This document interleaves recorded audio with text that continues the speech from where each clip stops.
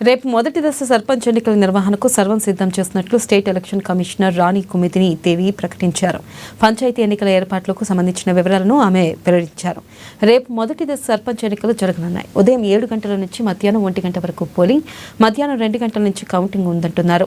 ఇక ఇప్పటికే అబ్జర్వర్ల, మైక్రో అబ్జర్వర్ల నియామకం జరిగిందని చెప్పారు.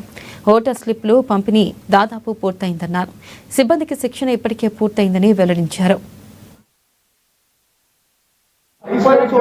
చనిపోయిన చోట కానీ అభ్యర్థులు లేని చోట కానీ అది కొందరు చనిపోయి ఆత్మహత్య చేసుకున్నారు. అటువంటి ప్రొసీజర్స్ అన్నిటికి కూడా రూల్స్ ఉన్నాయండి. ఇప్పుడే ఫస్ట్ టైం కాదు కదా మనం ఎలక్షన్స్ చేసేది.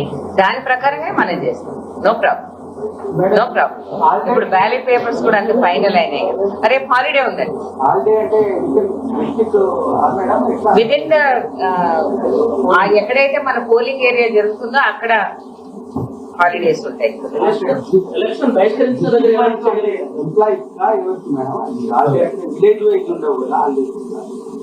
విలేజ్ వైజ్ ఉన్నప్పుడు హాలిడేస్ అని అంటే యూజువలీ లేబర్ హాలిడే అని ఇస్తామండి. ఒక గ్రామానికి సంబంధించి కాదు, ఒక సిటీకి సంబంధించి అని కాదు.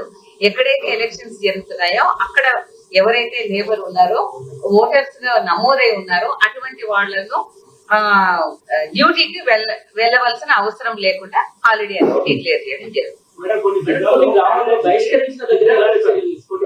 ఒకరొకరు మాట్లాడితే నేను చెప్పడానికి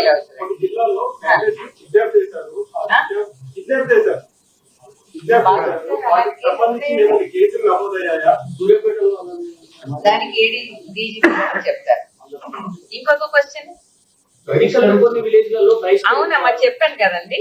ఎలక్షన్స్ అన్ని నిర్వహించిన తర్వాత మనం మొత్తం ఎలక్షన్స్ కంప్లీట్ చేసుకున్న తర్వాత ఎక్కడ ఎలక్షన్స్ ఎందు వలన అవి పెట్టలేకపోతున్నామో మళ్ళీ మేము గవర్నమెంట్ వాళ్ళతో కూర్చొని మేము చర్చించుకుంటాం.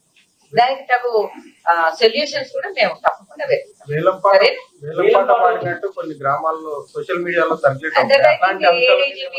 Answer those questions. అవన్నీ కూడా ఎలక్షన్ అఫెన్సెస్ కింద వస్తాయి. ఈ election model code of conduct violation ఎక్కడెక్కడ జరిగినాయి, దానికి సంబంధించి స్పెసిఫిక్ కేసెస్ నమోదైనాయి. ఈ విలంపాడు వలన లాస్ట్ మన కాన్ఫరెన్స్ అప్పుడు కూడా మా సిపి సిద్దిపేట చాలా గట్టిగా అక్కడ చర్య తీసుకోవడం జరిగింది. ఈ కిడ్నాప్ సంఘటన అంతకుముందు నల్గొండ జిల్లాలో అక్కడ కేసు నమోదైంది. వాళ్ళని మా చట్టపరంగా సిఆర్పిసిఆర్ నోటీస్ ఇచ్చి మా ప్రొసీజర్ ఇన్వెస్టిగేషన్ దాంట్లో నడుస్తున్నాయి. తర్వాత నిన్న ఒక రాత్రి సూర్యాపేటలో జరిగిన సంఘటనలో ఆల్రెడీ 5గురిని మా వాళ్ళు ఇమీడియట్ అరెస్ట్ చేయడం కూడా జరిగింది. ఎక్కడ కూడా ఎలాంటి చట్టపరంగా ఏమేమి చర్యలు ఉన్నాయి మన 100% వీఆర్ టేకింగ్ యాక్షన్. పార్టీకి ప్రచారం చేస్తుంటే వాళ్ళని అడ్డుకొని అధికార పార్టీకి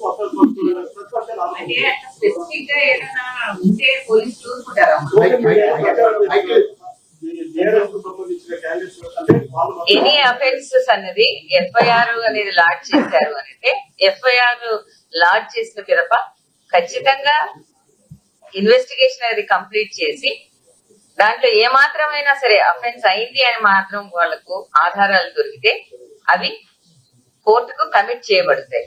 అదే ప్రొసీజర్ మన ఎలక్షన్ అఫెన్సెస్ కూడా ఉపయోగించడం జరుగుతుంది. పోలింగ్ సిబ్బంది కొంతమంది టీచర్లకు, కొంతమంది వాళ్ళకి 3 డ్యూటీలు చేశారు, కొంతమందికి మొత్తమే డ్యూటీలు చేయాలన్న కంప్లైంట్. ఏదైనా